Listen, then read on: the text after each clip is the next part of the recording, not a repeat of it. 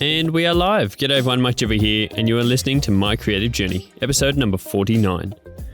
Well, I hope you guys have had a great Christmas break. If you're listening to this just after Christmas, I hope you've had a great holiday, a great little time away, a great time away from your own life, from your business, from your work and things like that. So that has been really good.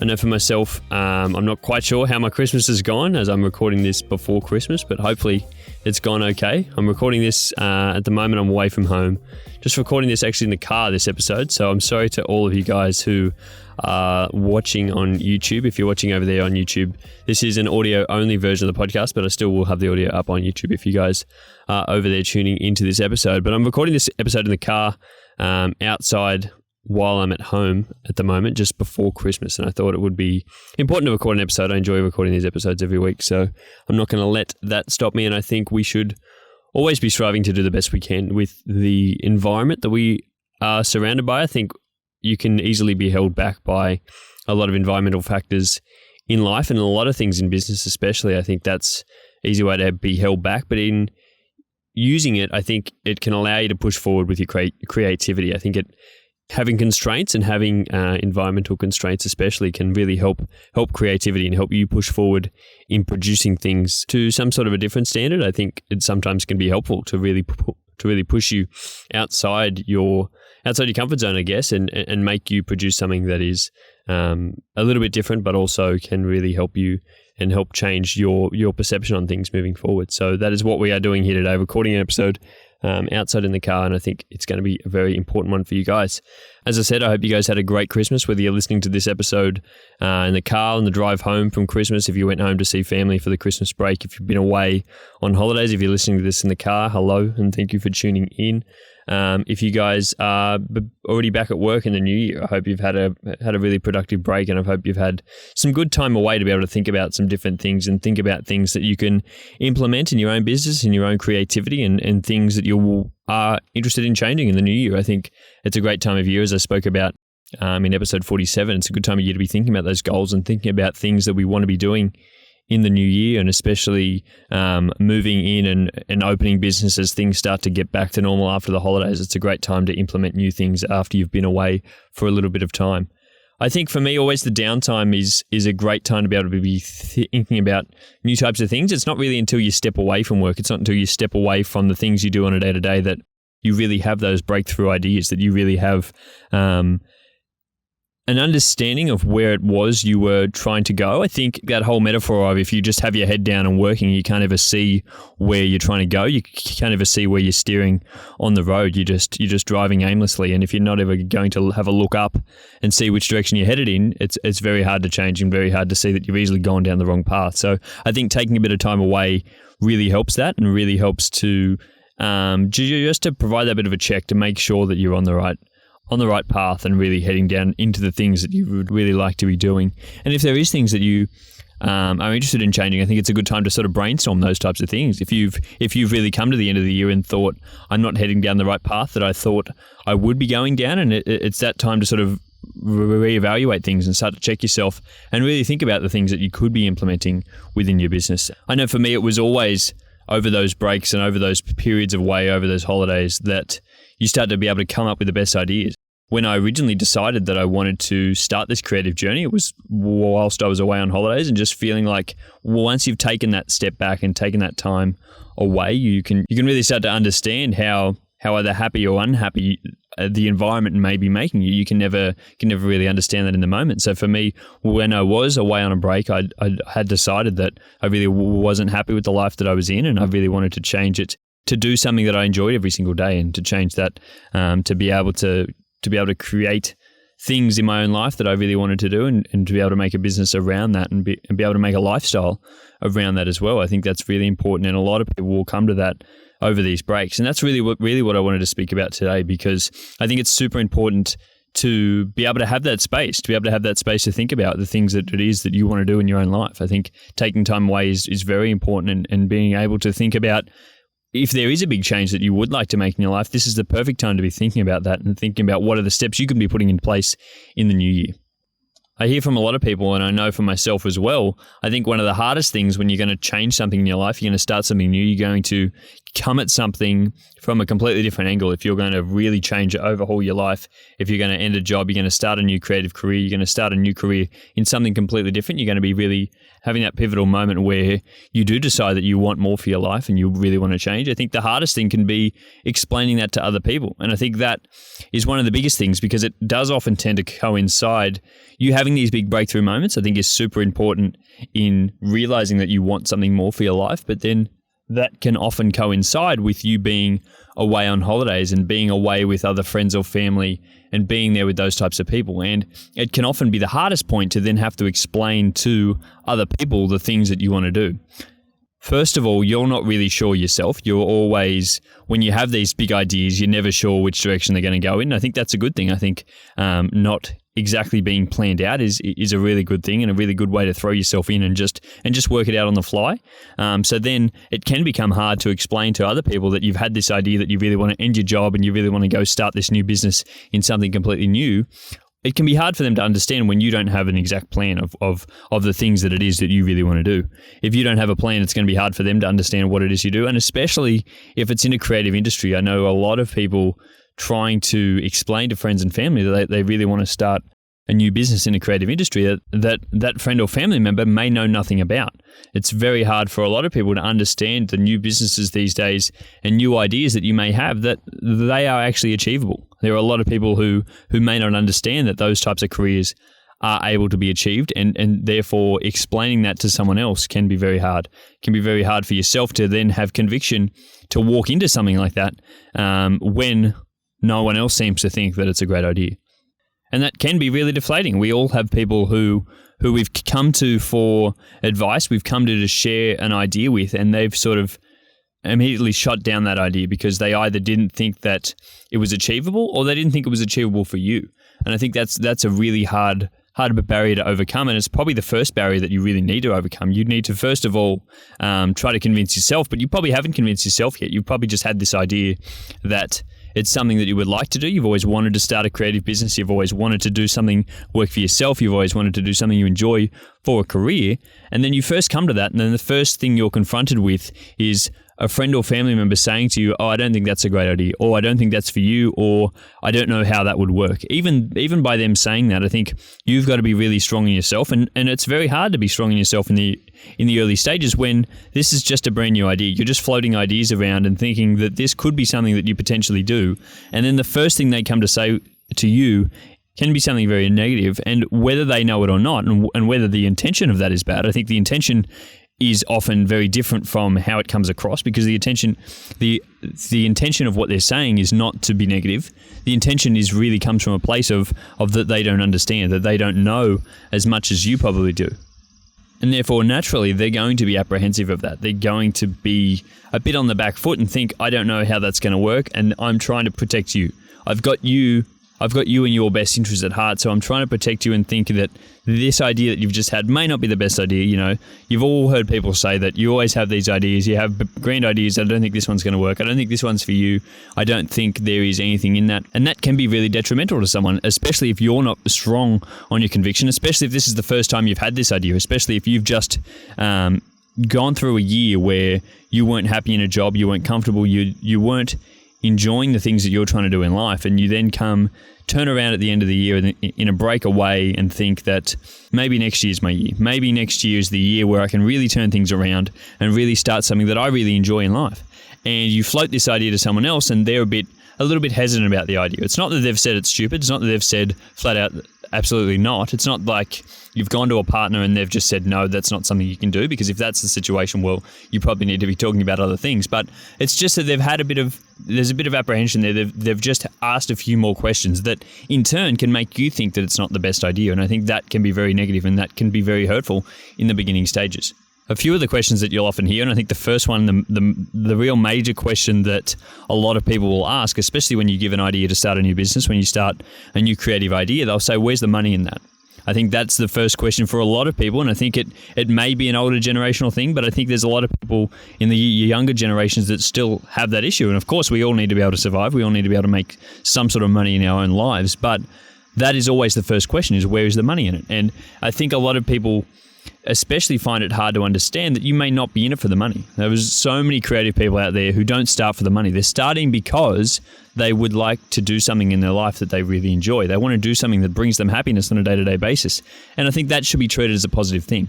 I think we don't always walk into a job knowing that we're going to be earning X amount of money per year. And I think there is some uncertainty in that, but there's also some really, really positive things in that, because that tells me from a personal standpoint that they probably are going to make it in that business, because they're trying to do that out of a place of love. They're trying to do it out of a place that they really either enjoy what it is they're trying to do, or they really gain a lot of enjoyment from that. So I think that should be treated in the initial stages. That should be taken as a really positive thing and should be really helped to be able to move through that, because that is really something that if someone comes to you and says they really want to make that change, I think we should always be trying to be supportive of that, but that is not always the case. And unfortunately, a lot of people can tend to think about the financial aspects way earlier than that should be probably even considered. The other thing that I hear floated a lot is the idea of security. Now, a lot of people will be very hesitant for you, especially if you're someone working in a somewhat quote-unquote secure job. If you're working a 9 to 5, if you're working in a full-time job and you think that I'm not really enjoying this, if you tell someone you're going to give that up and you're going to go into creative career, 9 times out of 10, there's going to be some sort of, I don't think that's the right idea. Maybe you should hang on to it and try and do something on the side first. Maybe I think you should try to do something a bit more secure. People are concerned about security and they will always take that approach. I think a lot of people, that is their first instinct. There are so many people. And if you're in the position where all your friends and family don't really care about this, I think you're the odd one out, to be honest, because there are so many people out there, and I know from speaking to a lot of people that there are so many people out there who have been met with that first up. But I think if the last couple of years have taught us anything, it's that there is no security in work. There's no security in any job. There's no such thing as financial security in any 9 to 5 job, because over the last 18 months and over the last 2 years, when we went into lockdown, everyone was out of a job, and any industry at the drop of a hat could be completely out of a job and out of any sort of income for an extended period of time. So I think that idea of security can be easily turned around these days when people ask about where's the security in that job? How do you know you're going to have work in a few years' time? How do you know this industry is still going to be there? Well, at the end of the day, you don't really have security, but every industry doesn't have security. And I think if you're just walking into a job because it's got security, chances are the security falls away by you being complacent in a job that you don't really enjoy, in a job that you may not necessarily find fulfillment in the day-to-day. So then in a few more years' time of you being in a job you hate, there's no security in that anyway, because you could turn around and really hate it, or you may not be producing enough work on the job. You may not be working to your best ability. And so it's easier for you to lose a job when you're in that position, as opposed to a job that you really enjoy, as opposed to a job that you've chosen, a career that you've chosen for yourself, where that is able to be something that you are able to do long term and really find fulfillment in.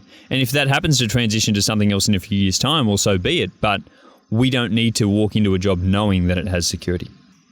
And then adding on to that, the next question that will always be asked is, what's your backup plan? People always want to know what your backup plan is. People always want to know that there's some sort of security on the edge there if all else does fail. And I think it's good to have a backup plan. I think it's great. But the ideal backup plan that everyone wants you to have is that, I can go back and I can always work a job here. I can always go back and get a job here. It doesn't necessarily mean that your backup plan is you will go from one creative career to another. I think it's important to have a backup plan. It's important to have enough financial security in place. It's important to have some sort of standing that you're not going to be out on the street in a few months.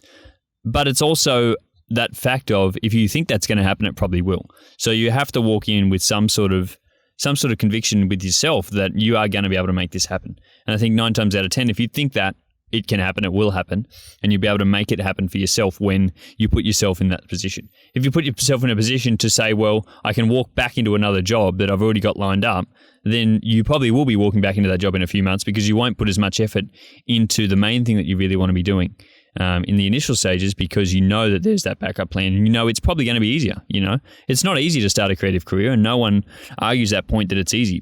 People often say that if you work a job you love, you'll never work a day in your life, and I don't think that's true. I think you definitely have to work. There's definitely hard aspects of it, and you definitely work, but the actual fact is that the enjoyment you gain from that work offsets how hard the work is. So you're happy to work hard because you can see rewards from it. You can see enjoyment, you can see financial rewards, you can see the amount of work you have to do over time is decreasing, because if you can create separation from your business, I think that's super important, then over time, these things are only going to get easier. And with that comes along something that you can then enjoy long term. And I think people confuse that for not being work. I think there's definitely work to be done, but the work will probably be more enjoyable.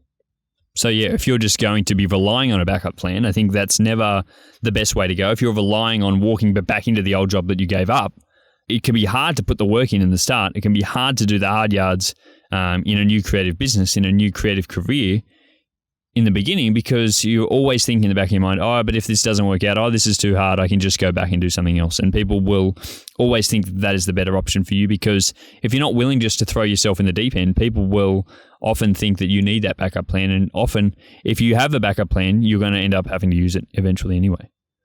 A few of the other things that I think people find very hard to understand is, first off, trying to get into an industry that they don't know much about, trying to get into a career that they're not unsure about. I don't know why people have the opinion that if they've never heard of something that it isn't a good job. Like if you're not going to be an accountant or going to be a nurse or going to be a lawyer, that it's no longer a good job because they've never heard about it. If you want to go be an audio engineer, if you want to be a digital artist, if you want to sell NFTs, I don't think it matters what you want to do. Why does anyone else feel the need that they need to understand what it is you want to do before they allow you to go and do it? Before they seem to give you their blessing on going to do the thing it is they want to do, they need to be sure on that they know what it is, because if they don't know what it is, then how can it ever be a career that is able to be stable? And how can it ever be something that's going to be secure? I think in this day and age, there are so many different careers out there that all have their own niche. There is so many different niche things that you can possibly do. And people come from that scarcity mindset where they think that if you're targeting a very narrow career, then there are only a certain number of jobs in that.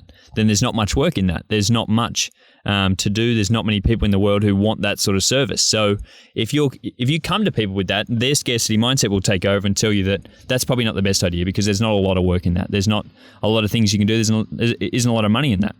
Whereas if you're going to be the best at that in the world, there's probably a lot of money in that. There's probably a lot of work. There's probably a lot of secure work in that if you're the best in that industry. And I don't think anyone ever strives to be average.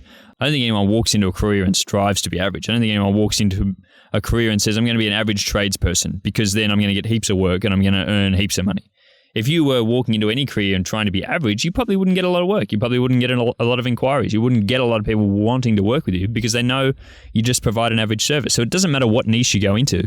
If you're providing the best service out there, if you're providing the best quality around, if you're the best in that industry, it doesn't matter how many people there are in that industry. There is at least one person in that industry. There's at least someone who wants it. And so if you can push yourself and be able to get to that top, then it doesn't really matter. So that whole idea of not being in something that not a lot of people know much about, I think goes out the window. Because at the end of the day, it doesn't really matter if your great aunt has ever heard about it. If it's a job that you know is out there, if it's a career that you really want to do, if you know something about it, other people will know things about it as well. And therefore, it's able to be done. Hand in hand with that comes, how are you planning on starting in that career? How do you plan on trying to get into that industry? People think that you've got to walk in and have so much experience, and especially in the day and age where university is everything, you needed to go and actually learn a skill, you need to go and learn off someone else, you need to go and get an apprenticeship, you need to go and learn on the job from someone else. People don't understand how you could possibly start in a career where you don't actually know anything about it, where you don't have an education in that, where you don't have quote unquote formal training in something. People don't know how you're going to start in that career. If you tell them you're just going to open a business in the morning, people are like, well, how are you going to make that work? How are you going to get yourself out there? How are you going to be up to a standard that you need to be in that industry? I think for a lot of people, they don't understand the concept of you working for yourself and you trying to create something for yourself and starting off and moving up. A lot of people expect you to just start in a job and be earning X amount of money because they think you're a skilled worker, because they think that in any other industry, in any other educational industry where you had to go to university, you would walk straight into a job and you would be there because you're qualified to be there. So people don't understand, how would you ever start in something that you're not having to be qualified in? I think one of the really big concepts that a lot of people struggle with, and a lot of people from older generations tend to struggle with, is the idea of working for free. Now, this idea has come about a lot recently, especially in a lot of creative careers where you would work for free in the start to be able to build some sort of portfolio. People don't understand that working for free is something that you probably should do. Working for free is an okay thing to do. A lot of people tend to think that if you're providing someone a service, then they should be paying you for that service. Well, they probably shouldn't be paying you for that service if they don't know what service it is you're going to provide. If you've never provided this service before, if they don't know what they're getting themselves into, then why would I want to pay them for that service? Because at the end of the day, they're taking some sort of risk to allow you to do that work for them. Especially like myself as a wedding photographer, people are choosing to have me there at their wedding when they don't know how I'm able to perform. They have never seen me perform at a wedding before. I have never been to a wedding before. If I'm just starting out in this industry, that's a lot of risk that person is taking on. That's a big thing for someone to allow me to be there on that day. So the fact that I would charge them for that, the fact that I would even contemplate charging them for that is crazy for me, because that's never something I've done. I don't have any proof of work. I don't have anything that I can show them apart from just me handing them my good word. I don't even know that I'll turn up there on the day. So they don't know that, and why the hell would I charge them for something that they don't know if I'm able to provide? So that idea that you need to probably work for free in the beginning, you need to be able to do work. If you're not enjoying the work, then of course you're not going to work for free because you don't enjoy the work. If you're in an industry where you're really not enjoying the work you do every day, then you would really hate turning up and working for free, because the only reason you're there is to get paid. But in most creative careers, people aren't there just to get paid. They're there because they really enjoy the work. So working for free or not working for free, it doesn't really matter at all. Regardless of whether you're getting paid, I think the work and the quality of work is still the same because you really enjoy the work it is you're trying to do. And in the long run that by you working for free, by you building up that portfolio will allow you to get more work from more higher paying clients, from more people who you'd like to work with, and work in an industry that you really enjoy. If that's the sacrifice you have to make, if that's the small sacrifice in the beginning to do a few jobs for free that then will allow you to work for the rest of your life in a career that you really enjoy, I think that's a sacrifice worth making. I think that's a smaller sacrifice, in my opinion, than a lot of people who would end up at university to do 3 or 4 years of unpaid training and actually pay for that training to walk out and then be uncertain if they're ever going to get a job at the end of that university degree. So for you to be able to say, I worked a few jobs for free in the beginning to now get paid to do something that I enjoy for the rest of my life, I think that's a pretty good sacrifice. And not a lot of people tend to understand that. Not a lot of people understand that that's a pretty good way to be able to get into an industry and just email a few people and say, I'll work for free, because not a lot of people will turn down free work. Not a lot of people will say, if you offer someone to do something for free that they have been paying for a lot of time, not a lot of people will turn that down.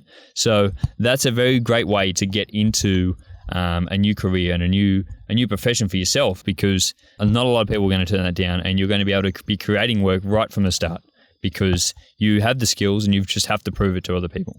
Now, I know I've been speaking for a little while now, and I really want to start to wrap this episode up because I am just rambling a little bit, but I think it's important, and I think the whole message of this podcast was really to say to not pay attention to other people. I think too many people take advice from people who don't have any idea in the industry, don't have any idea of what they want to do.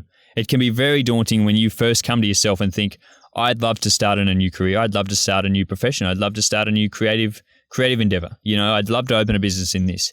It's great to have that sort of ignorant ambition at the start. It's great to be able to think that you can achieve anything, that you can go out there and do whatever profession that you want to do and get paid for it. That's great.